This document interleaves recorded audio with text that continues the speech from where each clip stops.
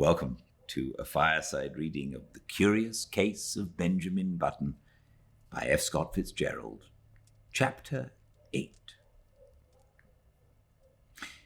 Hildegard, waving a large silk flag, greeted him on the porch, and even as he kissed her, he felt with the sinking of the heart that these 3 years had taken their toll. She was a woman of 40 now, with a faint skirmish line of grey hairs in her head. The sight depressed him.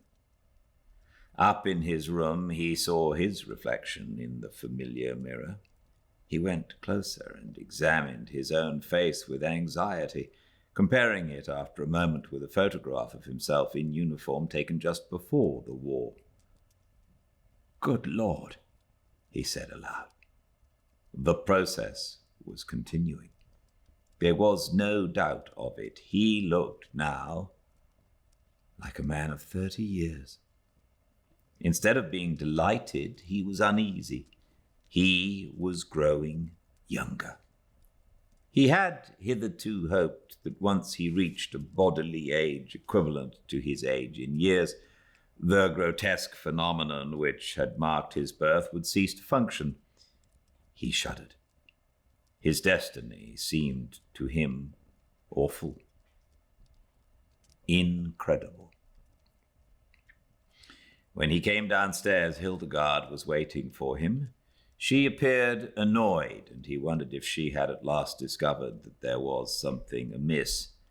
It was with an effort to relieve the tension between them that he broached the matter at dinner in what he considered a delicate way. "Well," he remarked lightly, "everybody says I look younger than ever." Hildegard regarded him with scorn. She sniffed. "Do you think it's anything to boast about?" "I'm not boasting," he asserted uncomfortably. She sniffed again. "The idea," she said. And after a moment, "I should think you'd have enough pride to stop it." "But how can I?" he demanded. "I'm not going to argue with you," she retorted, "but there's a right way of doing things and a wrong way. And if you've made up your mind to be different from everybody else, I don't suppose I can stop you. But I really don't think it's very considerate." "But, Hildegard, I can't help it." "You can too. You're simply stubborn. You think you don't want to be like anyone else. You always have been that way, and you always will be. But just think how it would be if everyone else looked at things as you do. What would the world be like?" As this was an inane and unanswerable argument, Benjamin made no reply, and from that time on, a chasm began to widen between them. He wondered what possible fascination she had ever exercised over him. To add to the breach, he found, as the new century gathered headway, that his thirst for gaiety grew stronger. Never a party of any kind in the city of Baltimore, but he was there, dancing with the prettiest of the young married women, chatting with the most popular of the debutantes, and finding their company charming, while his wife, a dowager of evil omen, sat among the chaperones, now in haughty disapproval and now following him with solemn, puzzled, and reproachful eyes. "Look," people would remark, "what a pity, a young fellow like that, tied to a woman of 45. He must be 20 years younger than his wife." They had forgotten, as people inevitably forget, that back in 1880 their mammas and papas had also remarked about this same ill-matched pair. Benjamin's growing unhappiness at home was compensated for by his many new interests. He took up golf and made a great success of it. He went in for dancing. In 1906, he was an expert at the Boston, and in 1908, he was considered proficient at the Maxine, while in 1909, his Castle Walk was the envy of every young man in town. His social activities, of course, interfered to some extent with his business, but then he had worked hard at wholesale hardware for 25 years and felt that he could soon hand it on to his son Roscoe, who had recently graduated from Harvard. He and his son were, in fact, often mistaken for each other. This pleased Benjamin. He soon forgot the insidious fear which had come over him on his return from the Spanish-American War and grew to take a naive pleasure in his appearance. There was only one fly in the delicious ointment. He hated to appear in public with his wife. Hildegard was almost 50, and the sight of her made him feel absurd. 9. One September day in 1910, a few years after Roger Button and Company wholesale hardware had been handed over to young Roscoe Button, a man, apparently about 20 years old, entered himself as a freshman at Harvard University in Cambridge. He did not make the mistake of announcing that he would never see 50 again, nor did he mention the fact that his son had been graduated from the same institution 10 years before. He was admitted and almost immediately attained a prominent position in the class, partly because he seemed a little older than the other freshmen, whose average age was about 18. But his success was largely due to the fact that in the football game with Yale, he played so brilliantly, with so much dash and with such a cold, remorseless anger, that he scored 7 touchdowns and 14 field goals for Harvard and caused one entire 11 of Yale men to be carried singly from the field unconscious. He was the most celebrated man in college. Strange to say, in his third or junior year, he was scarcely able to make the team. The coaches said that he had lost weight, and it seemed to the more observant among them that he was not quite as tall as before. He made no touchdowns. Indeed, he was retained on the team chiefly in hope that his enormous reputation would bring terror and disorganization to the Yale team. In his senior year, he did not make the team at all. He had grown so slight and frail that one day he was taken by some sophomores for a freshman, an incident which humiliated him terribly. He became known as something of a prodigy, a senior who was surely no more than 16, and he was often shocked at the worldliness of some of his classmates. His studies seemed harder to him. He felt that they were too advanced. He had heard his classmates speak of St. Midas's, the famous preparatory school at which so many of them had prepared for college, and he determined, after his graduation, to enter himself at St. Midas's, where the sheltered life among boys his own size would be more congenial to him. Upon his graduation in 1914, he went home to Baltimore with his Harvard diploma in his pocket. Hildegard was now residing in Italy, so Benjamin went to live with his son, Roscoe. But though he was welcomed in a general way, there was obviously no heartiness in Roscoe's feeling toward him.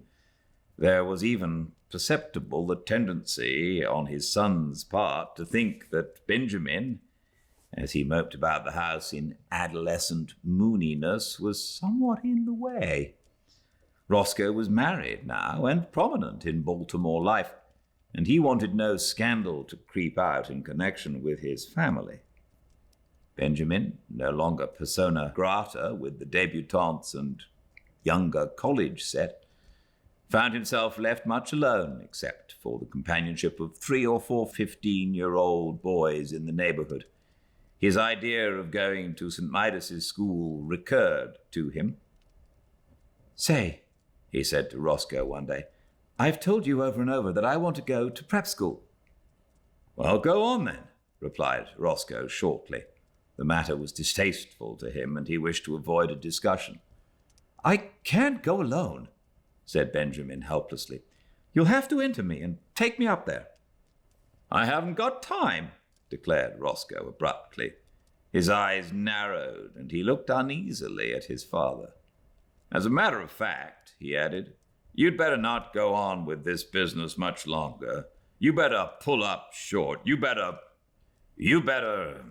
He paused, and his face crimsoned as he sought for words. You better turn right around and start back the other way.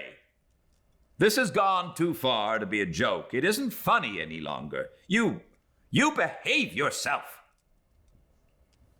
Benjamin looked at him on the verge of tears.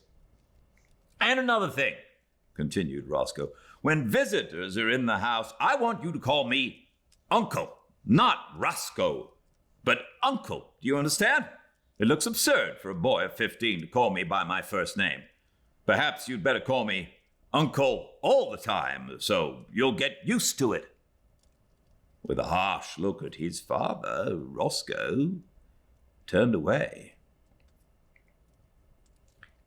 10.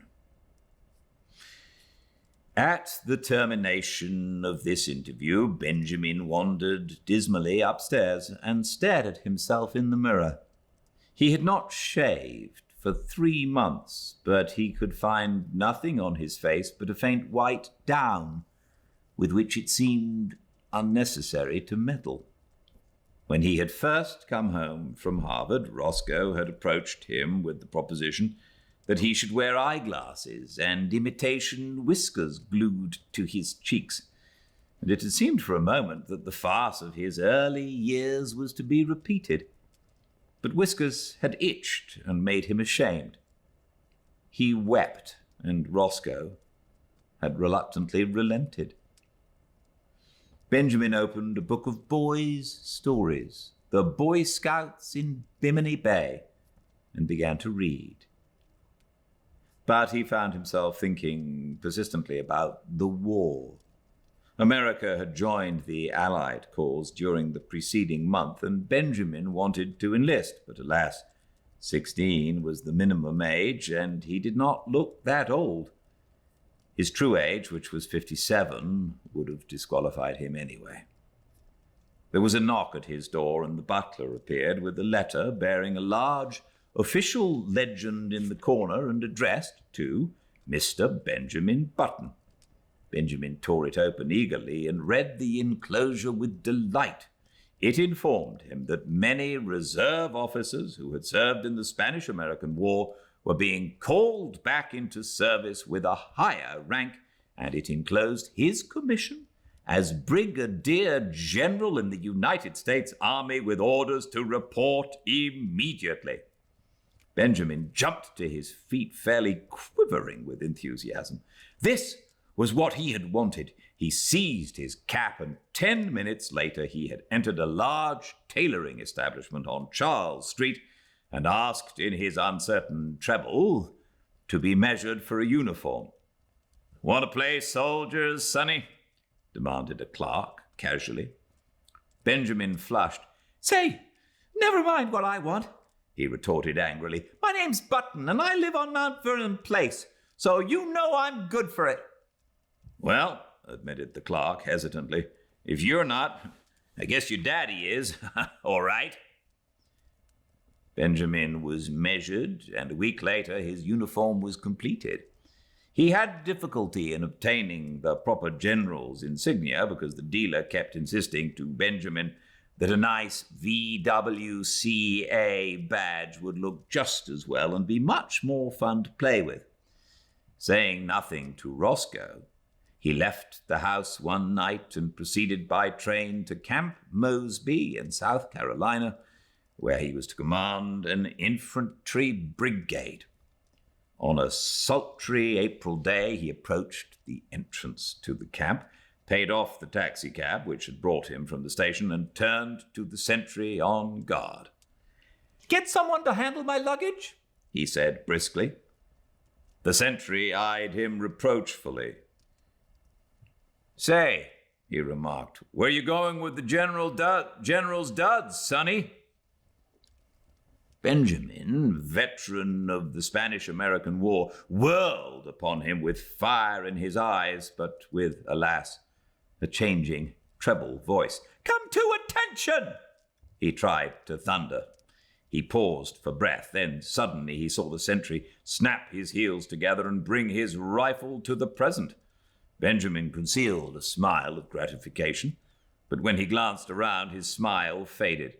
It was not he who had inspired obedience, but an imposing artillery colonel who was approaching on horseback. "Colonel!" called Benjamin shrilly.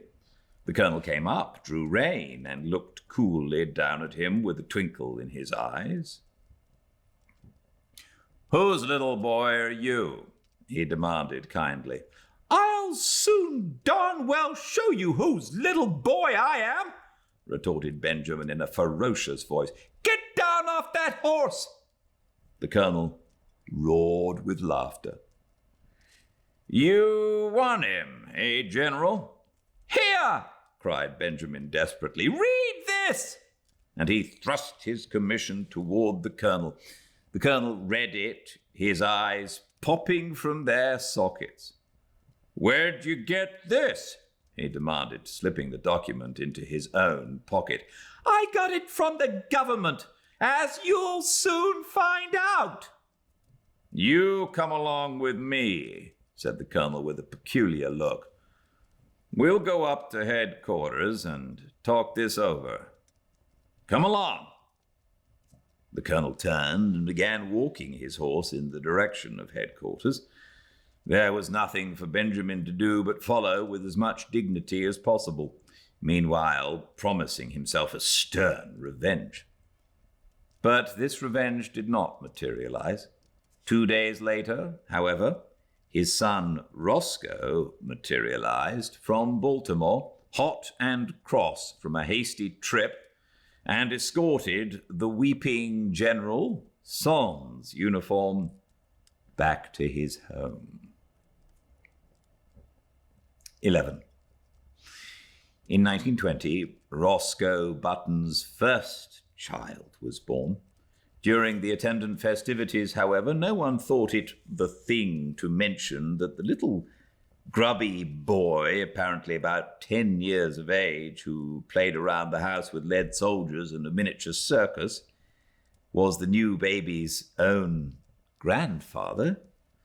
No one disliked the little boy, whose fresh, cheerful face was crossed with just a hint of sadness.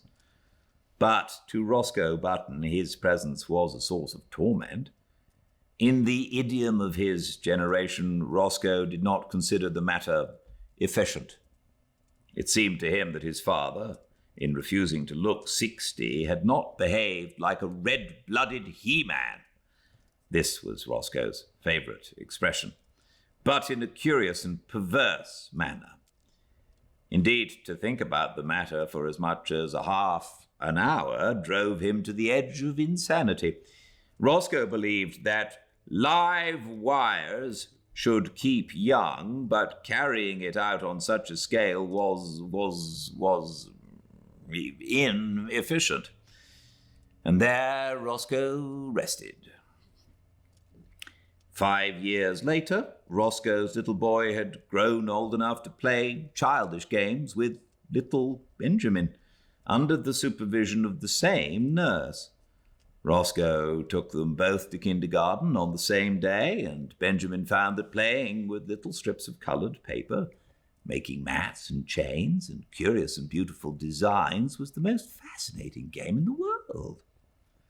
Once he was bad and had to stand in the corner. Then he cried. But for the most part, there were gay hours in the cheerful room with the sunlight coming in the windows and Miss Bailey's kind hand resting for a moment now and then in his tousled hair. Roscoe's son moved up into the first grade after a year, but Benjamin stayed on in the kindergarten. He was very happy. Sometimes, when other tots talked about what they would do when they grew up, A shadow would cross his little face, as if in a dim, childish way he realized that those were things in which he was never to share. The days flowed on in monotonous content. He went back a third year to the kindergarten, but he was too little now to understand what the bright, shining strips of paper were for.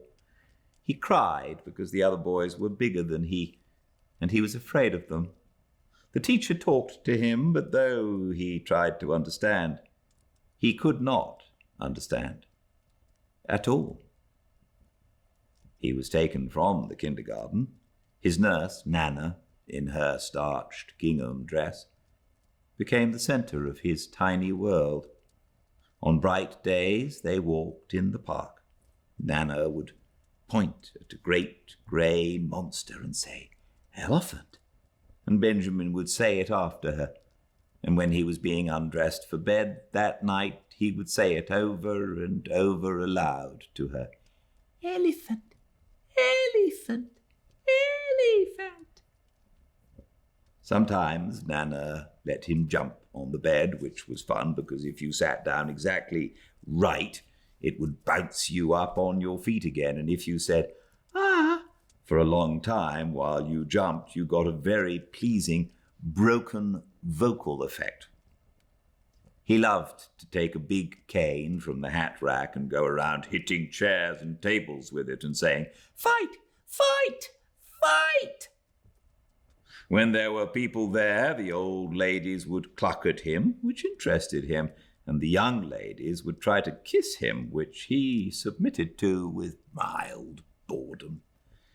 And when the long day was done at 5 o'clock, he would go upstairs with Nana and be fed on oatmeal and nice, soft, mushy foods with a spoon. There were no troublesome memories in his childish sleep.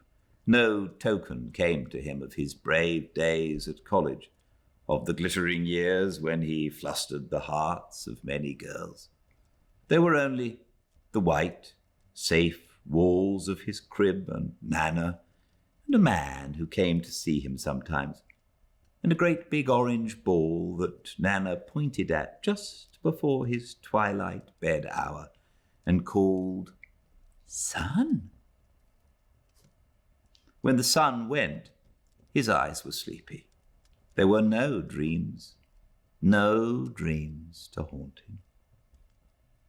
The past, the wild charge at the head of his men up San Juan Hill, the first years of his marriage, when he worked late into the summer dusk down in the busy city for young Hildegard, whom he loved.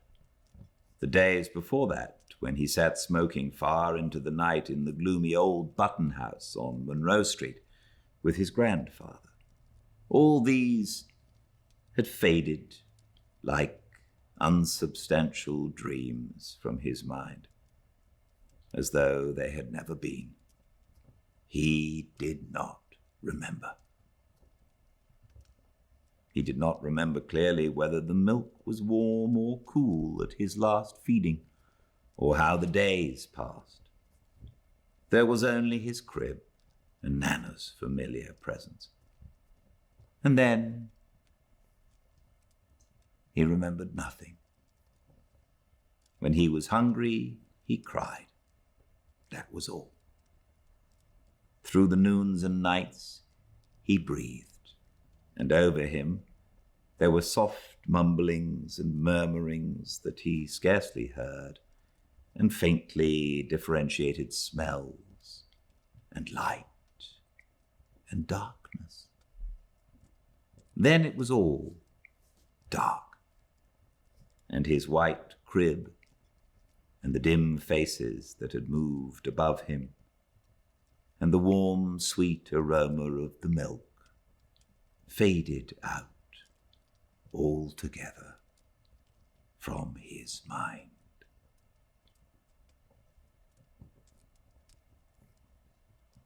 The end.